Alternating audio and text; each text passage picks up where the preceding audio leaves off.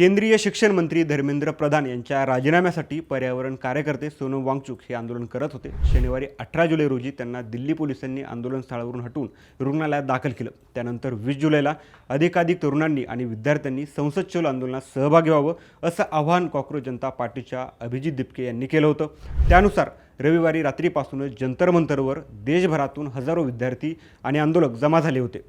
सोमवारी सकाळी आंदोलकांचा शांततापूर्ण संसद चलो मोर्चा संसदेच्या दिशेने निघाला तेव्हा पोलिसांनी आंदोलकांवर अश्रुधुराच्या कांड्या फोडल्या आणि अमानुष लाठीचार्ज केला। या लाठीचार्जमध्ये अनेक तरुणी गंभीर जखमी झाले, काही जण बेशुद्ध पडले, कोणाचा हात मोडला तर कोणाचं डोकं फुटलं। आता प्रश्न असा उपस्थित होतोय की शिक्षण मंत्री धर्मेंद्र प्रधान यांच्या राजीनाम्यासाठी सोनम वांगचुक यांनी केलेलं आंदोलन असो की पोलिसांनी आंदोलकांवर केलेला अमानुष लाठीचार्ज, हे सगळं ज्या मंत्र्यांमुळे घडतंय ते धर्मेंद्र प्रधान नेमके आहेत तरी कोण? आणि एवढा मोठा वाद पेटलेला असताना पंतप्रधान नरेंद्र मोदी धर्मेंद्र प्रधान यांचा राजीनामा नेमका का घेत नाहीयेत, या प्रश्नांचं सविस्तर उत्तर मी तुम्हाला या व्हिडिओमध्ये सांगणार आहे। नमस्कार, मी संतोष, तुम्ही पाहताय थोडक्यात। नीट पेपर फुटीची जबाबदारी घेत केंद्रीय शिक्षण मंत्री धर्मेंद्र प्रधान यांनी राजीनामा द्यावा या मागणीसाठी पर्यावरण कार्यकर्ते सोनम वांगचुक यांनी आमरण उपोषण केलं। त्यांची प्रकृती खालावली आणि देशभरातून त्यांना मोठं समर्थन मिळू लागलं। वांगचुक यांच्या नेतृत्वात सोमवारी संसद चलो मोर्चा निघणार होता, पण दिल्ली पोलिसांनी शनिवारी सोनम वांगचुक यांना आंदोलन स्थळावरून बळजबरीने उचललं आणि दिल्लीच्या सफदरजंग रुग्णालयात दाखल केलं। त्यानंतर संसद चलो मोर्चासाठी देशभरातले तरुण मोठ्या प्रमाणावर जंतर मंतरवर जमले। संसदेकडे मोर्चा निघाला असता पोलिसांनी लाठीचार्ज केला आणि त्यानंतर सरकारनं आंदोलकांच्या प्रतिनिधींशी चर्चा केली, पण अजूनही आंदोलकांच्या मागणीला सरकारकडून योग्य तो प्रतिसाद मिळालेला नाहीये आणि धर्मेंद्र प्रधान यांचा राजीनामा घेतलेला नाही। प्रधानांचा राजीनामा का घेतला जात नाहीये हे समजून घेण्यासाठी आधी हे देखील समजून घेणं गरजेचं आहे की धर्मेंद्र प्रधान ही व्यक्ती भारतीय जनता पक्षात नेमकी किती महत्त्वाची आहे। धर्मेंद्र प्रधान हे केवळ केंद्र सरकारमधील एक मंत्री नाहीत, तर ते भारतीय जनता पक्षाचे अत्यंत ज्येष्ठ आणि वजनदार नेते आहेत। सध्या ते भारताचे केंद्रीय शिक्षण आणि कौशल्य विकास व उद्योजकता मंत्री म्हणून जबाबदारी सांभाळत आहेत। मुळात ओडिशाचे रहिवासी असलेल्या धर्मेंद्र प्रधान यांनी आपल्या राजकीय कारकिर्दीची सुरुवात अखिल भारतीय विद्यार्थी परिषदेमधून केली, म्हणजेच विद्यार्थ्यांच्या आंदोलनातूनच त्यांचा राजकीय पाया रचला गेलाय। प्रधान हे सुरुवातीपासून राष्ट्रीय स्वयंसेवक संघाच्या विचारसरणीशी आणि संघाशी त्यांचा थेट संबंध आहे। गेल्या काही वर्षांत त्यांनी भाजपमधील एक प्रमुख संघटनात्मक रणनीतिकार म्हणून आपली ओळख निर्माण केली आहे। राजकीय वर्तुळात आणि माध्यमांमध्ये तर अनेकदा त्यांचा उल्लेख पक्षाचा अत्यंत विश्वासू मजबूत संघटक आणि भारतीय जनता पक्षासाठी निधी उभारणीत म्हणजेच फंड रेझिंगमध्ये त्यांचं मोठं योगदान असल्याचं बोललं जाते।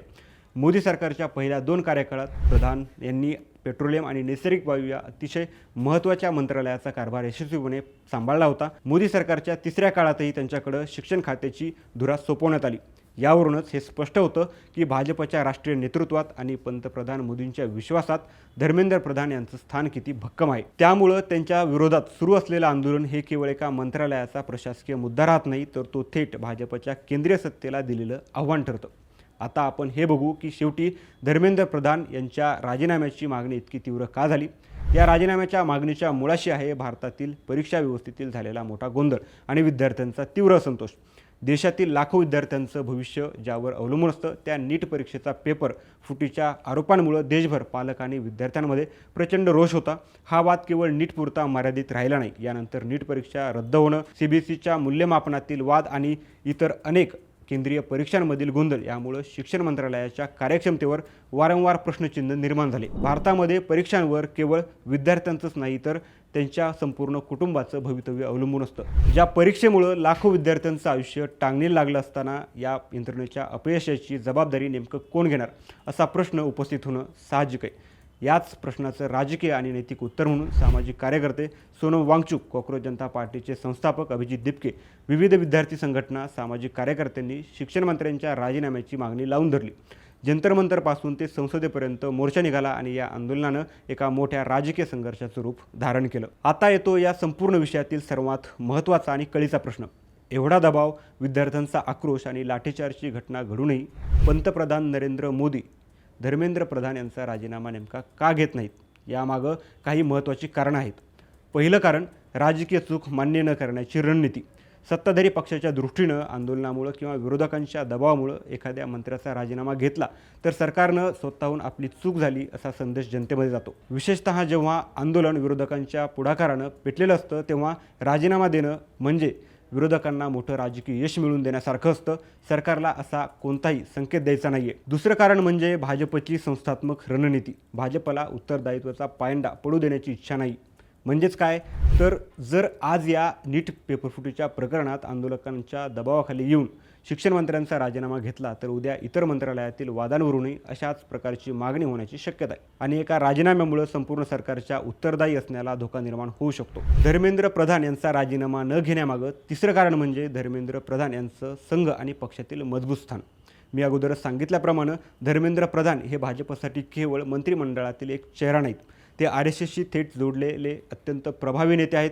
पक्षाची युवा यंत्रणा, संघटनात्मक जाळं आणि भाजपसाठी निधी उभारणी, ज्याला आपण फंड रेझिंग म्हणतो, यामध्ये त्यांचा मोठा वाटा असल्याचं बोललं जाते. निवडणुका जिंकायच्या असतील आणि त्यासाठी प्रत्येक मतदारापर्यंत पोहोचायचं असेल तर पक्षाकडे निवडणुकीत प्रचारासाठी निधी असणं महत्त्वाचं असतं. त्यामुळे निधी उभारणीत महत्त्वाची भूमिका असलेल्या आणि संघाचा पाठिंबा असलेल्या नेत्याचा राजीनामा घेणं भाजपला राजकीयदृष्ट्या खूप महागडं पडू शकतं. आता चौथं कारण म्हणजे प्रधानांच्या राजीनाम्यानं मूळ प्रश्न सुटणार नाही असं सरकारला वाटणं. सरकारला असं वाटतंय की हे आंदोलन आता केवळ नीटपुरतं उरलेलं नाही, तर ते संपूर्ण परीक्षा व्यवस्था आणि शैक्षणिक धोरणांविरोधात व्यापक बनले. अशावेळी शिक्षण मंत्र्यांचा राजीनामा घेतला तरी तरुणांमधला असंतोष लगेचच शांत होणार नाही.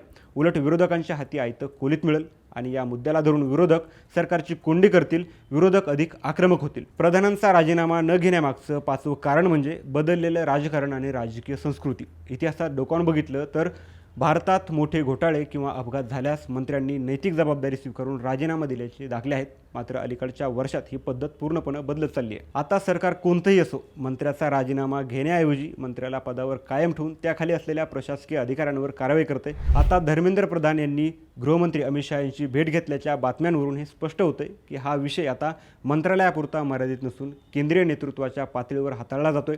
सरकार राजीनामा घेण्याऐवजी पोलीस यंत्रणांच्या बळाचा वापर करून राजकीय दबाव करतंय आणि हे आंदोलन शमवण्याचा प्रयत्न करत आहे. एकीकडे लाखो विद्यार्थ्यांचं भवितव्य, परीक्षांवरील अविश्वास आणि जंतर मंतरवर रक्तबंबाळ झालेले तरुण आंदोलक आहेत, तर दुसरीकडे सरकारची राजकीय प्रतिष्ठा, पक्षाची अंतर्गत रचना आणि विरोधकांसमोर न झुकण्याची आक्रमक रणनीती आहे. आता हा वाद फक्त एका मंत्र्याच्या खुर्चीचा राहिलेला नाही, तर तो भारतीय लोकशाहीत जनतेचा संताप मोठा की सरकारचा राजकीय दबाव मोठा या कसोटीवर येऊन पोहोचलाय. सरकारला वाटतंय की वेळ गेल्यावर हा दबाव कमी होईल, पण विद्यार्थ्यांचं आंदोलन अभिजित दिपकेंच्या नेतृत्वात अजूनही सुरू आहे. जोपर्यंत धर्मेंद्र प्रधान राजीनामा देत नाहीत तोपर्यंत हे आंदोलन सुरू राहणार असल्याचं अभिजित दिपके यांनी म्हटले. त्यामुळं हे आंदोलन येणाऱ्या काळात काय वळण घेणार आहे हे पाहणं महत्त्वाचं ठरणार आहे.